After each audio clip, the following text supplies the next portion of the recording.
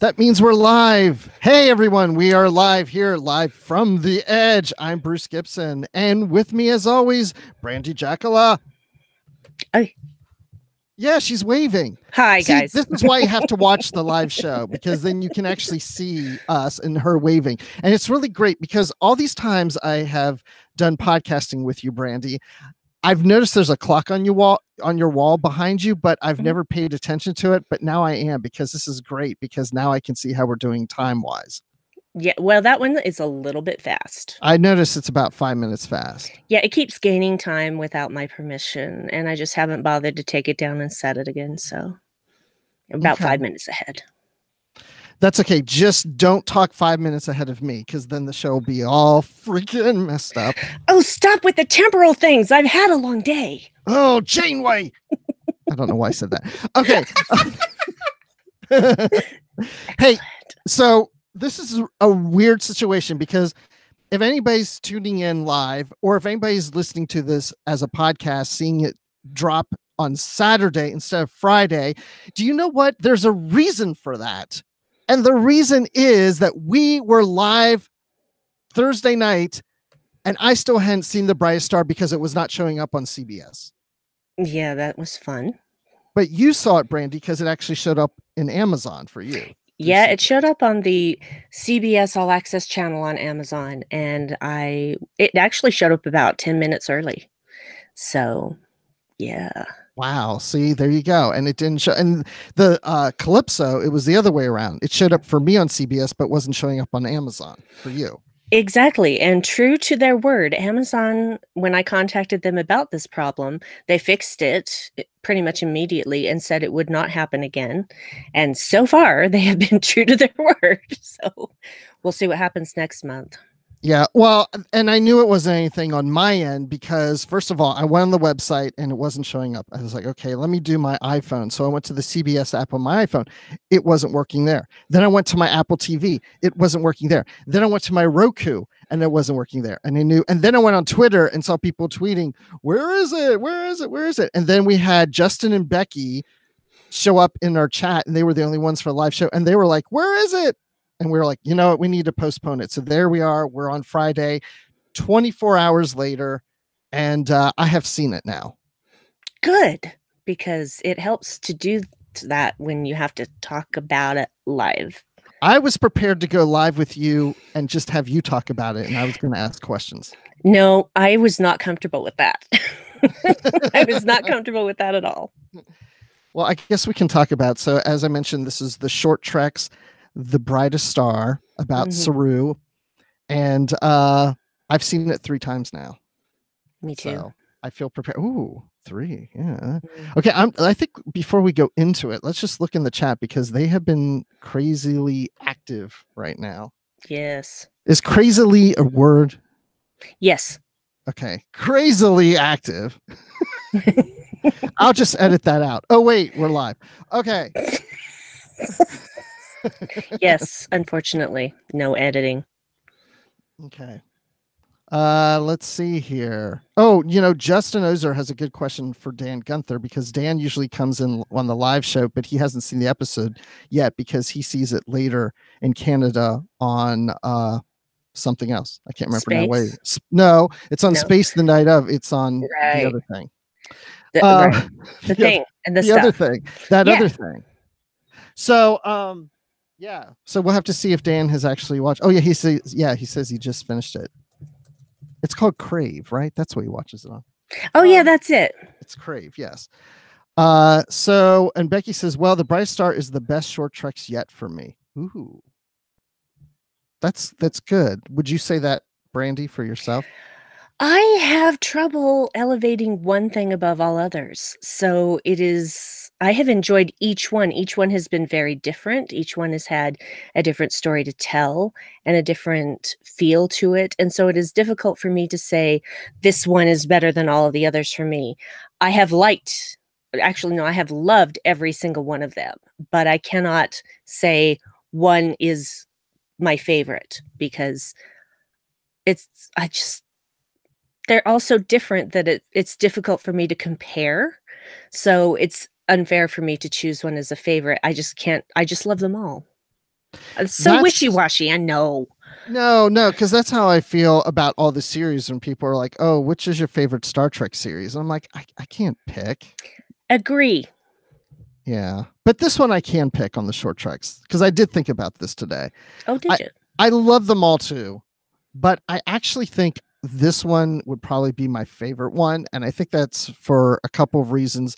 One is that I thought the Tilly one was really good, but I think these two were a little better. I mean, the Tilly one, um, I mean, I liked it, but I think these other two seemed a little more original to me and a little more different.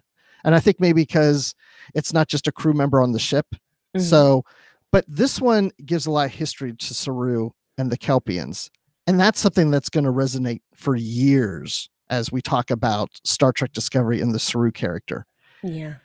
So this has a big impact on the history of his character. And I thought because of that, I would have to say this would have to be my favorite because we're going to be talking about this for a long time.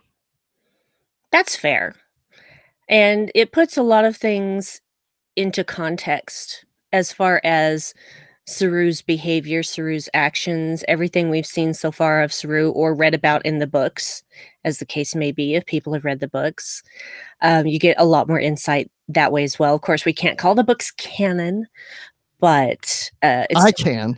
well, yeah, you can, but they are not officially canon. I know. No, they're not canon. So I appreciated having that small frame of reference by which to interpret his actions, and it now makes me want to watch season 1 again and go back through and have that in my mind as I'm watching all of Saru's scenes. Yes, I think that's a great idea because now that's going to change your view of the character watching him on those past episodes from seeing this episode. Yes, and besides, I never need an excuse for a rewatch, but that's as good excuse as any. Well, I think you should not watch it with your husband because he's in the chat and he said, "Who knew Kelp Ians harvested kelp?" Yeah, Really, Dave? well, it's kind of obvious in that first scene. They're pulling stuff out of the ocean, and there's something that looks suspiciously like kelp. And I didn't really pick up on that the first time I watched it, but when I rewatched it, I thought, wait a minute, that looks like kelp. And I thought my reasoning for it is I'm sure that they didn't name themselves. They were probably named by the Baul, which I want to call the bowels. The bowels? Yeah, it's Sorry. the Ba'u. Yeah, and I I think that basically they're just lazy, and they're like, "Oh, they go get kelp out of the sea, call them So they're kelpians, Kelpians, yeah. It's like, whatever." there used to be big Tupperware parties and saran wrap and stuff, and these beings used to show up and they used to like have, the wrap would cling to things, so they became Klingons or I don't know. Hey, it's Friday night, people. And no, I haven't had anything to drink. I have a glass of water right here. I've had coffee. Ooh. Actually, coffee does not make me perky, but it does keep me from killing people while grocery shopping. Well, great. Always have a cup of coffee before you go grocery shopping. Oh, no. There's a Starbucks in my grocery store. Oh, okay. I stopped there first. They actually run to you, ma'am, you need to come here and order your coffee before you start shopping here. Get over here. Yeah, I bring in my reusable cup and I have them fill it. and I don't kill people while I'm shopping. Everyone wins. Mm-hmm. Everyone. Well, thank you for not killing us. Speaking of death, so the Kelpians see only death when they look into the stars. Yeah, they've been basically conditioned that way. They've been and unfortunately they're keeping themselves down just as much as they're being kept down by this Baul, who's this race that's basically hunting them. So, See, okay, now that's the thing. I thought, is this the race that hunts them, or is there another race, planet side that hunts them? I assume the Ba'u are these hunters, but I was very yeah, surprised that the Kelpians willingly give themselves to them.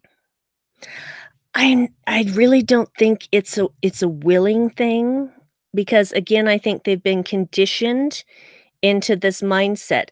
Nobody wants to die.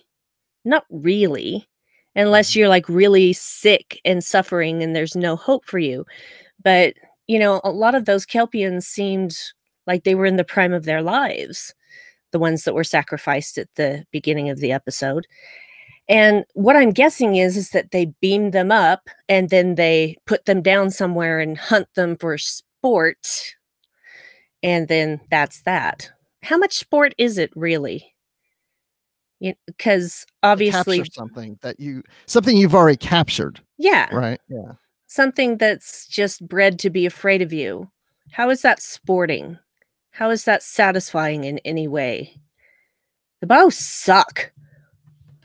Yes, they do. The Ba'ul, not the Yeah, bows, not the bows or the vows, the the bowels. Ba'ul. The So bowels. this my thought was that yes, the Bowels are the hunters, and this balance, this great balance that's being referred to, and the willingness to just give themselves, the Kelpians give themselves to the Baul. I assumed that in my mind that they were being physically hunted or at war with these beings years and years ago, and Mhm. there was death and among all the Kelpians, that if they just went along with the Baul and willingly gave themselves to them occasionally, that was the balance to protect themselves and give them peace and comfort without going to war. So they just willingly give themselves the sacrifice in order to avoid fighting and war and massive death. That's what in my head, I was going with that. Well, yeah, and that's pretty much what I assumed as well, but my thought was that they once all existed on the same planet, Hmm. and the Baul became, more technologically advanced until they were able to go to the stars, until they had warp drives and they were able to leave. But they still just keep the Kelpians afraid and enslaved, basically. And it's like, oh, yeah, well, you just sacrifice a few and we'll leave the rest of you alone. But even Saru's father said that eventually everyone's time comes. Hmm. So, I mean, it's just it's a frustrating cycle that the Kelpians think that they are unable to break. They've been so conditioned to believe that this is just the natural order of things and they can't do anything about it. And Saru is the one person who's questioning, why? Why should we do this? Why do we keep doing this? We don't have to do this. So, yeah, Which, of course, leads him to leaving. he wants more out of his life. He wants to know more. He has a passion for knowledge and a curious intellect, and he wants more out of this life than just existing to one day be sacrificed to the Baul. What's wrong with wanting? What's wrong with questioning? And that's the thing. It's like, why shouldn't you be able to question these things? And isn't that what we do? I mean, we're not always happy with our lives and we question things. Do I need to be doing what I'm doing? Or am I doing the right thing? Is there something more? Is there something better? Exactly. Just blindly following along with a philosophy or a set of rules. you know, Even people of faith question, and rightly so. What's because we don't progress without questions. Without questions, we don't gain additional knowledge because pretty much all the knowledge comes from questions. What would happen if I do this? What would happen if I say this? What would happen if I study this? What would happen if I break this? All of these things cause progress of one kind or another. Yeah, and I feel that the fact that he doesn't understand why everybody is just goes along with this, and they're all just, waiting for the harvest and giving themselves to the Ba'u. And he just doesn't understand that. And so he knows his time is coming soon. He talks to his dad about that. And I think that makes it even easier for him to leave because he's going to be gone anyway. And he either can go his route or this Ba'u route. Ba'u route. Yeah. And well, his ambition is to help his people. But when faced with that final decision of staying there or leaving behind his planet forever, he realizes that if he stays there, he's going to die. Yeah. And he wants more out of his life than that. And so he leaves behind his family, his home, everything. And he literally just walks onto a shuttle and with only the clothes on his back. And that's it. Yep, that was it. And who did he leave with but Lieutenant Giorgio? I really hoped it was going to be her when the shuttle landed and somebody stepped out and it was in shadow. I'm like, please be Giorgio. Please, please, please, please, please. Actually, I felt the same way, but as soon as you're saying that, it just dawned on me, wouldn't it have been interesting if it would have been Lorca? Because it would have been the first time we saw Prime Lorca. That is true. But I liked it better that was Giorgio. Yeah. Yeah, it makes more sense that it was Giorgio. Yeah. So, because they would have, they obviously had a very strong relationship that we don't see a lot of on screen. We see more of that in the books, especially with the first book, which is Desperate. I don't remember. Desperate Hours? Desperate Hours. Yes. Thank you. Well, see, both of them, the first one and the second one start with D. So it's like Desperate Hours, Drastic Measures, and I want to mix them up. And they did that on purpose. Jerks. They were going to even make the third book begin with a D, and then they decided not to. So. Yeah, and it's David Mack and Dayton Ward. Just like, stop it! I hadn't thought about that, but yeah, you're right. Too many things that are similar. Anyway. So William Jackson in the chat raises a point that I had thought about also, that there's no further explanation about the threat ganglia from this episode.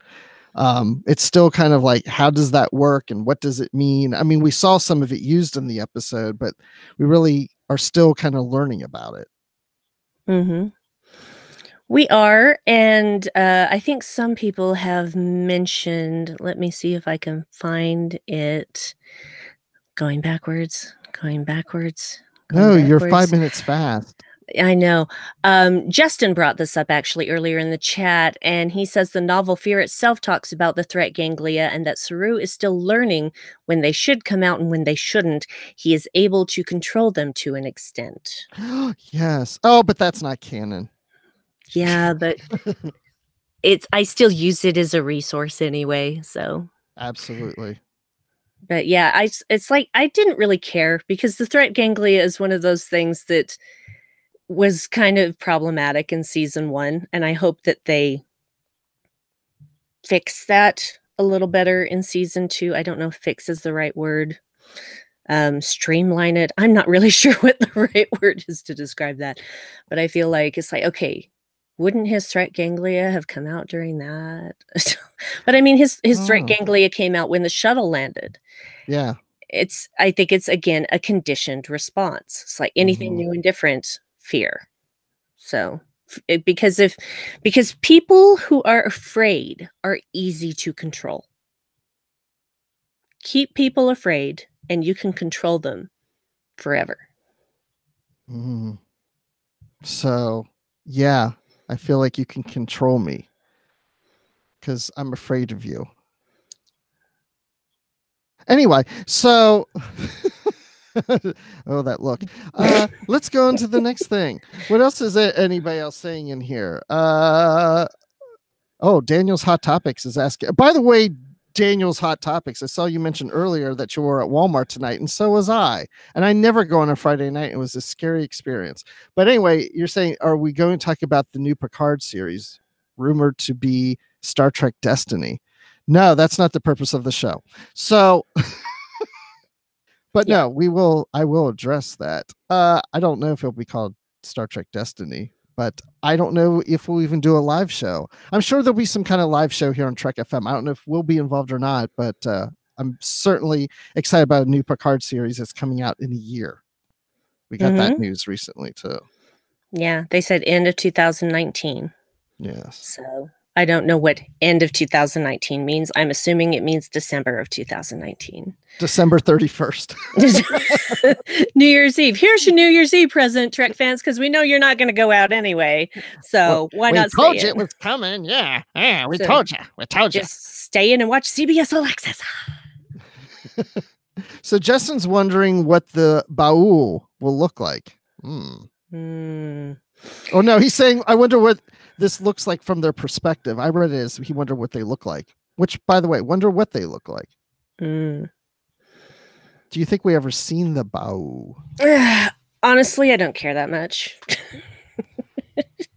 It doesn't matter to me what they look like because they're horrible people anyway. So, well, for all we know, they look like Kelp Ians.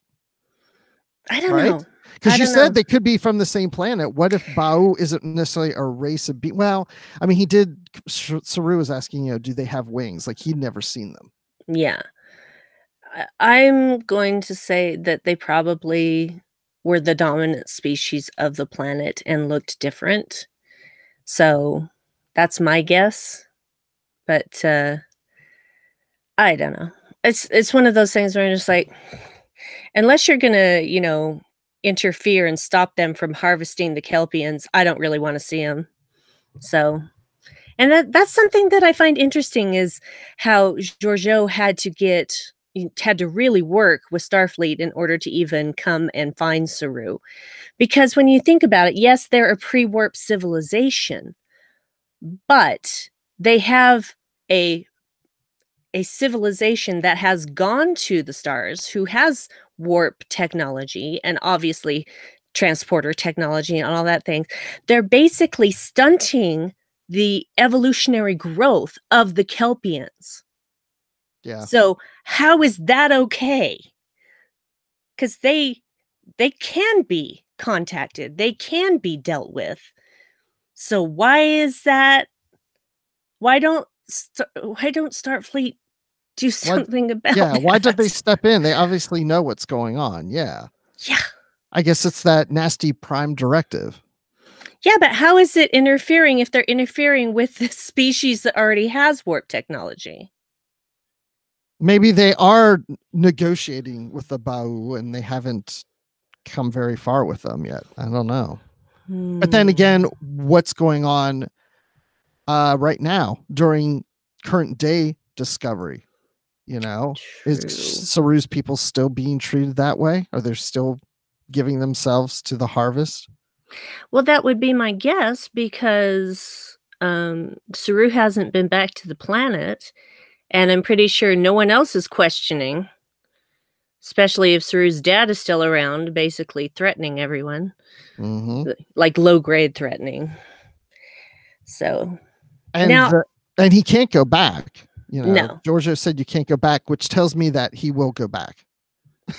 Yeah, I'm going with that as well. You can't ever return. I'm like, we shall see. We shall see.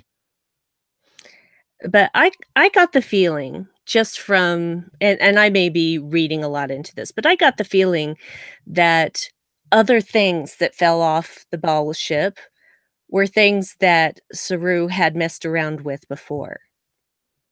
And that's an interesting point.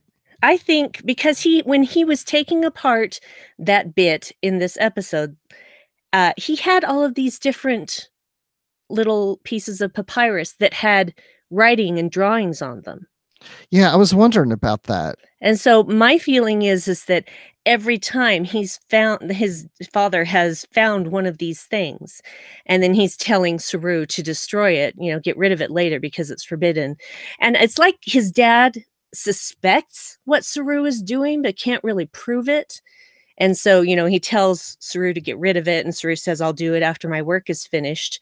And you think that's the end of it. And then his dad says, because it's forbidden to have it. So I just kind of feel like he suspects something, but he doesn't know for sure.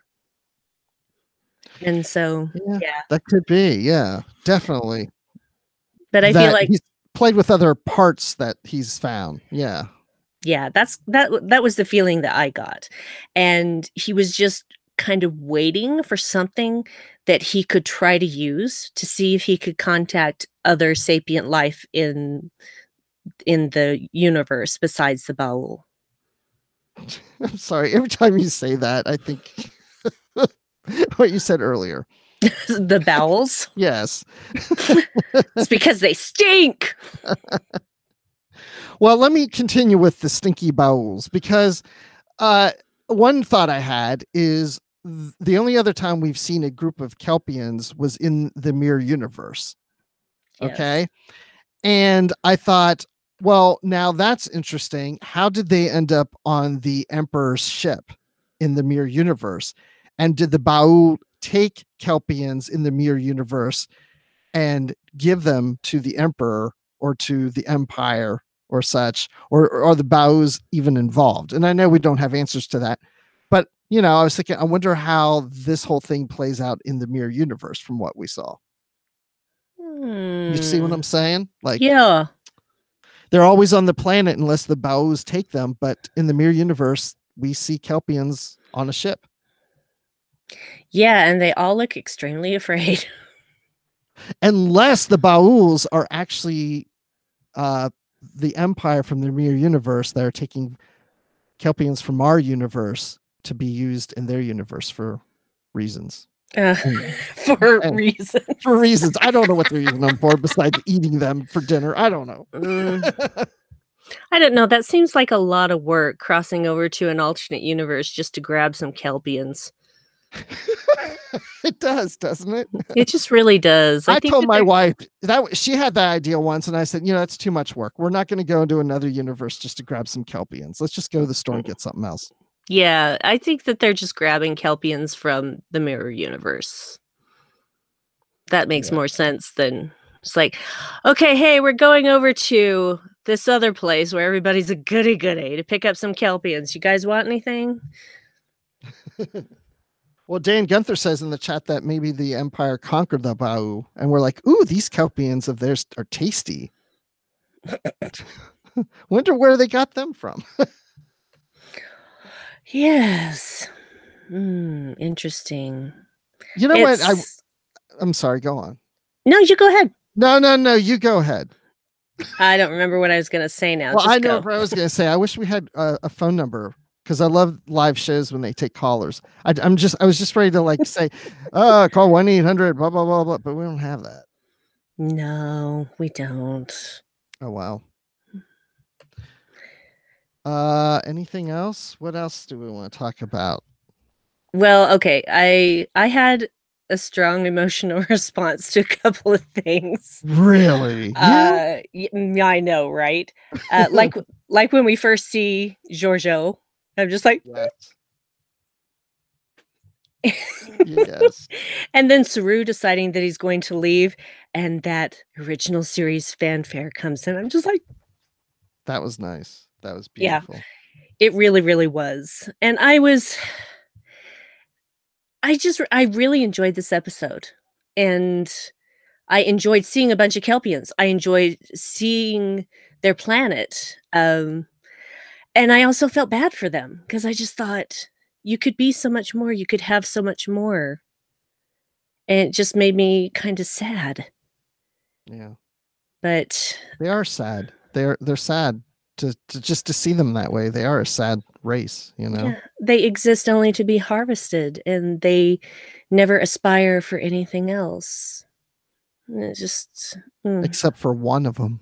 Yeah, except for and that's why he's exceptional and extraordinary.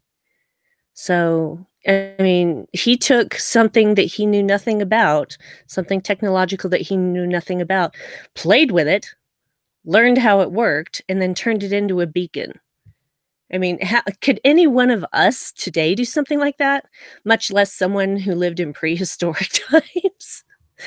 It's just, when you think about that level of ingenuity, as Giorgio put it, he really is exceptional. Not Yeah. just for his race, but just, in general. Mm-hmm. And as Dan says, he is the brightest star. Mm. Sorry. Well, people in the chat are now saying they want a Shinzo series.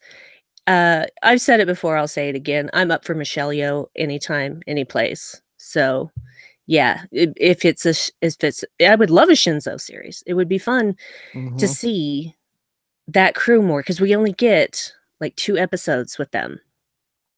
Yeah. And granted, a lot of the crew end up on Discovery, but you don't get to see, you get to see the crew working as a well-oiled machine on the Shinzo, and you don't get to see any of the stuff leading up to that.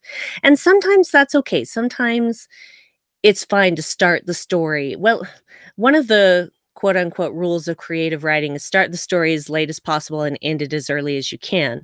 So, basically just focus on the most interesting stuff. And that's kind of what they did with those first 2 episodes of Discovery. They started us really late in the Shinzo story, and then all of a sudden, okay, there's no more Shinzo. Well, it's there, but it's not working anymore. So yeah, for Discovery, the Shinzo and the first 2 episodes, almost like that's our cage of the original series. It's like there's Pike and crew, and then that's it. You go to a different crew now with Kirk and Spock and such. So, and now 50 years later, we're going to get Pike and crew finally. Again, something different on screen. So just wait 50 years and you'll have some Senju story.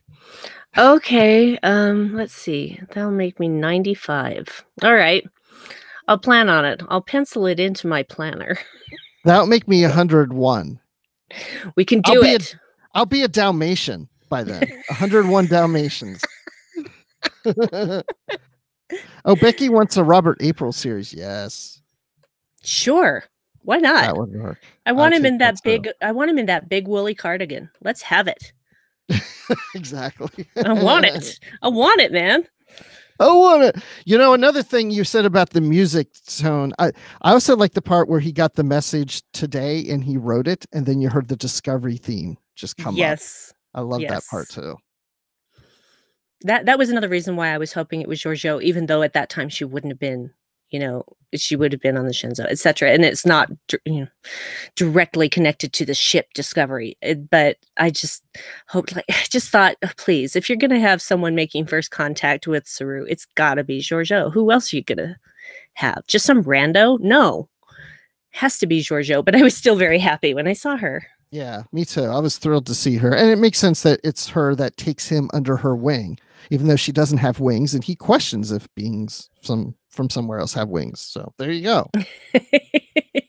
Yeah, he questions if the ball will have wings. So it would have been funny if she said to him, Saru, come join me. I'll take you under my wings. And he'd say, but you don't have wings.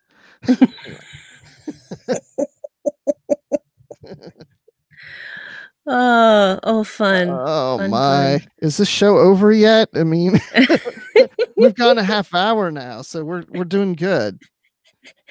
Yes. So anyway, Justin wonders how the wings reference will tie into the Red Angel in season 2. Things I guess we'll just have to see. I don't like to speculate on things that have yet to be, because I want to just watch it and enjoy it. Sometimes I can't help but speculate here and there, because sometimes an idea just comes to me like Ash's Vogue. So well, sometimes speculating can then be disappointing, because then when it doesn't play out what you speculate, you may like, oh, really? That's what they decided to do? My idea was better, or I was hoping they were going to do, I don't ever do that. Right. Actually, if I speculate and I end up being wrong, I'm just like, oh, okay. That's usually how I handle it. Yeah. I'm okay with being wrong. Me too. But that's not true for all people, though. Well, then why aren't all people like us? They need to drink Ractiginos. With not an apostrophe in it. Oh, is that a slam? Warp 5 episode 176? Darn. Stop it. I'm so sorry. I'm sorry. One of my biggest pet peeves is people pluralizing with an apostrophe. You never, ever, ever, ever, ever, ever pluralize with an apostrophe. There's never a situation where you do that. Never. Apostrophes are used for two things. Two things. One, to form a contraction like don't, won't, can't, shouldn't. Number two, to show possessions. These are Brandi's ribbons. This is Brandi's nose. This is Brandi's microphone. Those are the only times you use apostrophe, guys. Only times. You know what, Brandi? It sounds like you need some more coffee. Get me a Rectigino. Not enough Rectiginos. Now you know what the pre-show conversation was. Sorry, guys. I'm so sorry. Well, that's our English lesson for the day. I see Amy Nelson's in the chat. Amy, do you have a math lesson you can give us for the show today? Oh, and she just says, teacher is in the house. Preach. See, there, I knew it. There you go. Hey, I also saw Becky made a good point about the translator scene. I love that too. It reminded me of Beyond also there, Becky, where, you know, I love just hearing how somebody's speaking their native tongue and then we're hearing being translated. I thought that was awesome. Yeah, and that does happen in Discovery too, when Michael goes to the Klingon funeral ship. I can't remember exactly what to call it. Yeah. And to you know, be a bad to be a bad A and stuff. But yeah, I do enjoy that, and I like doing that for, you know, the first couple of things, and then now they're just talking, and we just make an assumption that the translator is still translating because she's still holding, you know, the communicator. Right. And I really liked that. Me too. I'm with you. It was very good. Okay. Anything else? Anybody else in the chat have anything else that you want us to discuss or read or whatever? Because my star's not as bright right now. I feel like we covered a lot. And you know, there's other Edge shows that are going to go into this even deeper. So yeah, they're going to dissect it and do lots of other things to it rather than just have their initial reactions. So, and that's why we have these different shows, is for all of these different viewpoints and different formats. So, ta-da. Yeah, and that's why we do a live show, to show you that the hosts of Trek FM aren't all that polished. So that's what editing is for. So, hey, and I'm wearing a Discovery shirt, my long sleeve Star Trek Discovery shirt. Yes, it's a lovely shirt, and I want it because I love long sleeve shirts. I love it. It's keeping me nice and warm. I wore this out tonight when I went to Walmart. I ran into a guy that's a radio personality in Atlanta named Clark Howard, and he just started talking Star Trek with me and showing me his watch and how he can bring up Star Trek images on it. It was great. It's awesome. You never know who you're gonna run into that like Star Trek. This is true. That's a good thing. Probably the only good thing that could come out of a trip to Walmart. Sorry. Oh my. Okay, here we got a question in here. Becky 2010 Abel says, why would Starfleet revisit the planet? Speculation. They're gonna revisit this planet, right?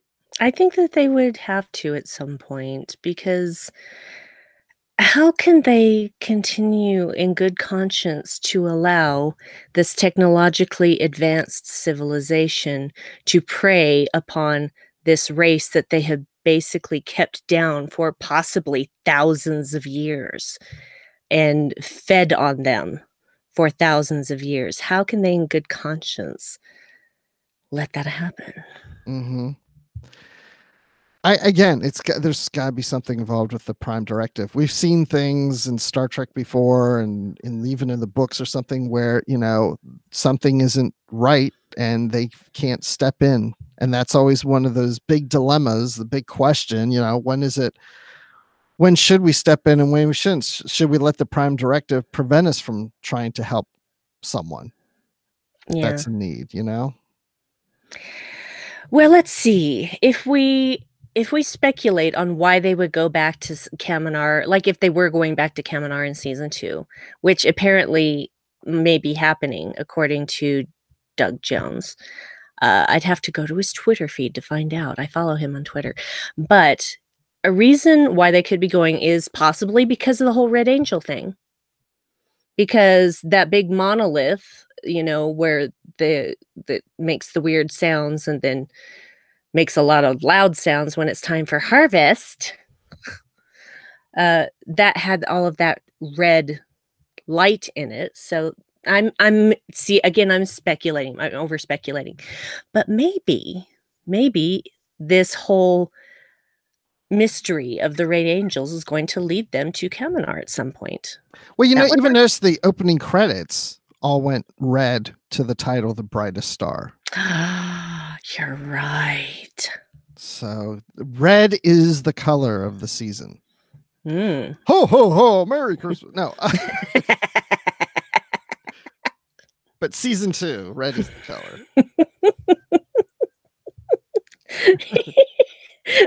They're talking about episode titles in the chat right now. They're cracking me up. Yes. The Vulcan, what's up? No, the Vulcan's up. Yeah. Sup. Spock shows up and he's like, sup. That's why he's smiling to Pike. Is that a smile, Spock? Yes. Sup. Sup.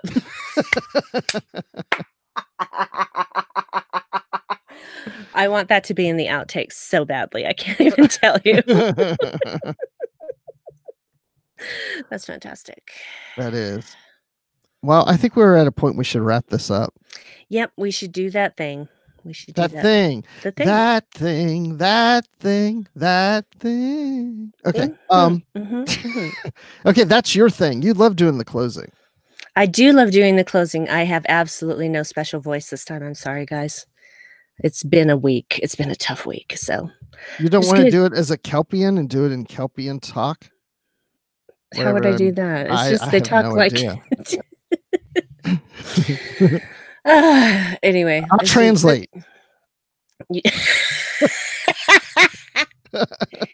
You get what you get tonight, folks. Be grateful. Oh, okay. So be sure to check out all of our Discovery coverage.